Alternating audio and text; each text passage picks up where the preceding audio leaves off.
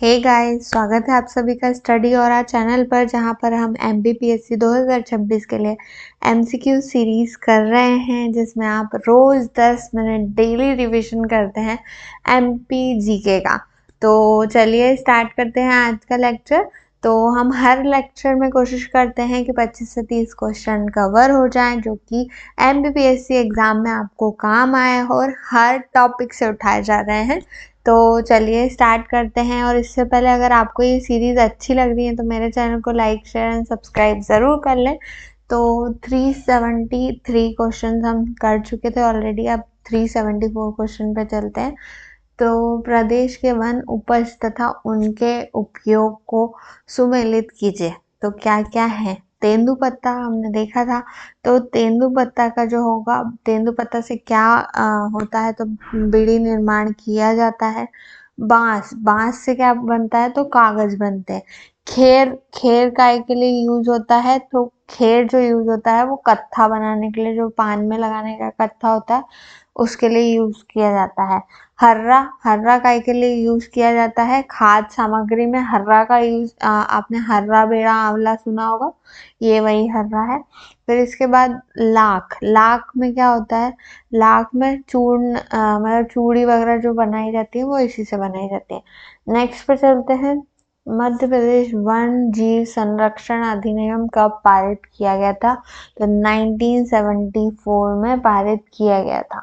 मध्य प्रदेश के किस जिले समूह में उष्ण कटिबंधीय पर्णपाती वन पाए जाते हैं? तो इनमें से आप देखिए, होशंगाबाद, पन्ना, बैतूल, इसमें आपको उष्ण कटिबंधीय पर्णपाती वन मिलेंगे। इसके बाद नेक्स्ट पे चलते हैं। निम्नलिखित में से किस किस किस जिलों में बंजर भूमि का प्रतिशत अधिक है? तो टीकमगढ़, शाजापुर, रतलाम। तो इन सभी में बंजर जमीन का जो प्रतिशत है वो अधिक है। मध्य प्रदेश राज्य में बैतूलरी सागौन का जंगल कहाँ पर पाया जाता है? तो मध्य प्रदेश में रातापानी बाघ अभयारण्य में बैतूलरी सागौन का जंगल पाया जाता है। कहाँ पर पाया जाता है? रातापानी बाघ अभयारण्य में पाया जाता है। तो ये रातापानी बाघ अभयारण्य है कहाँ? तो ये है रायसेन जिले में आता है, जो कि अपने सुंदर सागवान वनों के लिए जाना जाता है। और यहाँ पर चीता, बाघ, नीलगाय वगैरह ये सब पाई जाती हैं।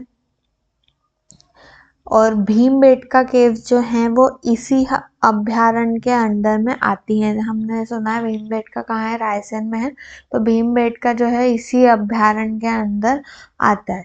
इसके बाद नेक्स्ट पे चलते हैं। तो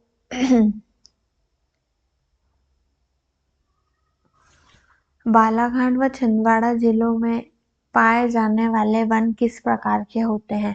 तो याद रखिए, बालाघाट में MP में सबसे ज़्यादा वन कहाँ पाए जाते हैं? तो बालाघाट में पाए जाते हैं। वन क्षेत्र जो है वो बालाघाट का सबसे ज़्यादा।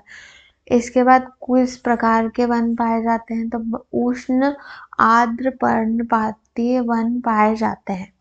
इसके बाद आता है उत्कृष्ट इमारती लकड़ी प्रदान करने वाले वृक्ष का नाम बताइए। इमारती मतलब इमारत बनाने वाली जो उत्कृष्ट लकड़ी होती है वो कौन सी होती है? तो वो होती है सागवान, जो कि MP में मिलती है। तो सागवान और साल, ये दोनों वृक्ष जो हैं ये सबसे ज़्यादा MP में पाए जाते हैं। इसके बाद खेर वृक्ष से क्या निकलता है? तो खेर वृक्ष से कत्था निकलता है। मध्य प्रदेश में भारतीय वन प्रबंधन संस्थान कहाँ पर स्थित है? तो ऑब्वियसली इतना बड़ा संस्थान है तो कैपिटल में ही होगा, तो भोपाल में है।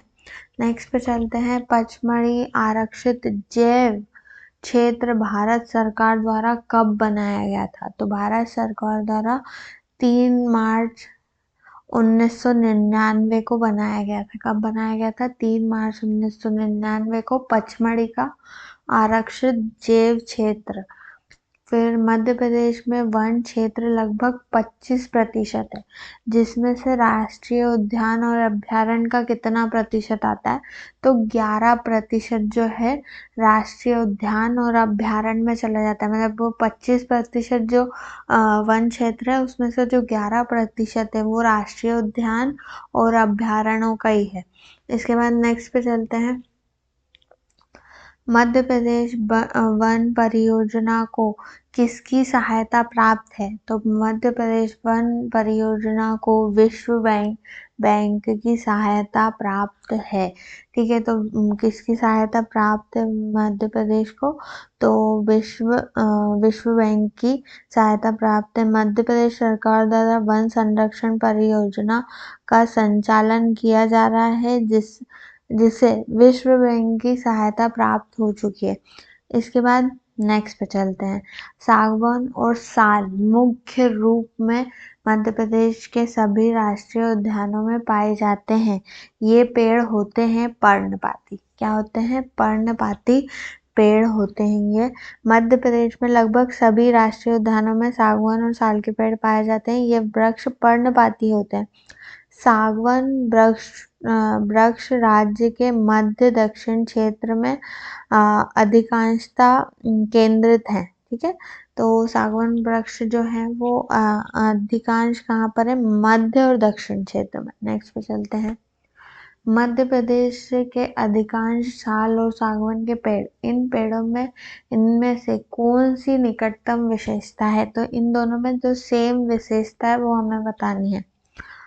तो उनके व्यापक पत्ते होते हैं, इनके बहुत लंबे पेड़ होते हैं, इनके शाख के आकार के पत्ते होते हैं, इनकी जड़ें सांस लेने वाली होती है। तो इनके जो व्यापक पत्ते होते हैं वो एक जैसे दिखते हैं, ऑलमोस्ट एक जैसे। यही इनमें समानता होती है दोनों में। वन्य जीव प्रबंधन, नेक्स्ट पे चलते हैं। जीव प्रबंधन में आमतौर पर शामिल होता है अभयारण्य और राष्ट्रीय उद्यान का निर्माण, शिकार रोकथाम और जानवरों की जनगणना नीति, स्थलीय जल संसाधनों को बढ़ावा देना। तो ये सभी जो हैं वन जीव प्रबंधन में आमतौर पर शामिल किए जाते हैं, जिससे क्या होता है? वन जीवन को सुरक्षित किया जाता है। नेक्स्ट पे चलते हैं। वन जीव संरक्षण अधिनियम कब पारित किया गया, तो अधिनियम जो है 1972 को पारित किया गया था। इसके बाद भारत के सबसे पुराने जंगल पाए जाते हैं, तो कहाँ पाए जाते हैं? बोरी वन्य जीव अभयारण्य में। कहाँ पर? बोरी वन्य जीव अभयारण्य में पाए जाते हैं। तो बोरी वन्य जीव अभयारण्य आता कहाँ पर है, कहाँ पर पड़ता है, तो ये नर्मदापुरम जिले में पड़ता है, जो कि सतपुड़ा से घिरा हुआ क्षेत्र है। वहाँ पर बोरी वन्य जीव अभयारण्य है, जिसके बारे में कहा जाता है इसके जो जंगल हैं वो भारत के सबसे पुराने जंगल हैं, जिसमें अधिकतर कौन कौन से पेड़ पाए जाते हैं, तो अधिकतर जो है यहाँ पर बांस के वृक्ष ही पाए जाते हैं। तो नेक्स्ट पे चलते हैं। भारत में बांस उत्पादन में मध्य प्रदेश कौन से नंबर पे आता है, तो मध्य प्रदेश बांस उत्पादन पे दूसरे नंबर पे आता है। निम्न में से किस वृक्ष का प्रयोग औषधि निर्माण के लिए किया जाता है, तो खेर जो है इसका औषधि निर्माण के लिए किया जाता है, खेर वृक्ष का।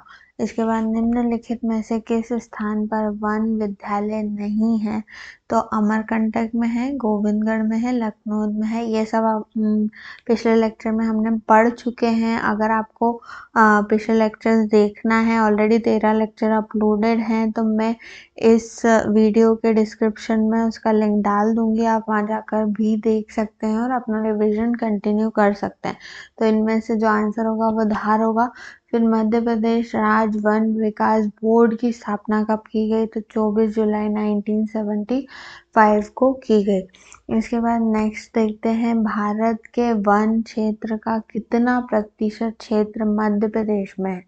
तो 12.4% जो है वो मध्य प्रदेश में स्थित है, भारत के पूरे वन क्षेत्र का। फिर आता है निम्न में से कौन सा वन मध्य प्रदेश में सबसे अधिक है?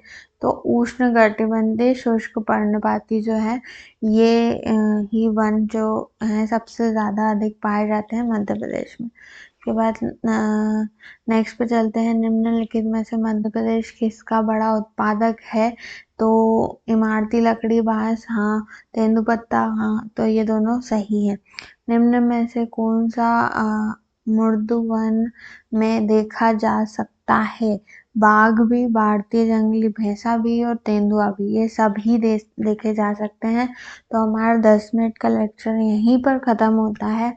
और अगर आपको पहले के लेक्चर्स देखने हैं तो मेरे चैनल पर जाके देख सकते हैं, या फिर मैं लिंक डिस्क्रिप्शन में दे दूँगी प्लेलिस्ट का, तो वहाँ से देख सकते हैं। और अगर आपको मेरे वीडियोज़ अच्छे लगते हैं तो मेरे चैनल को लाइक शेयर एंड सब्सक्राइब ज़रूर करें। Thank you for watching the video.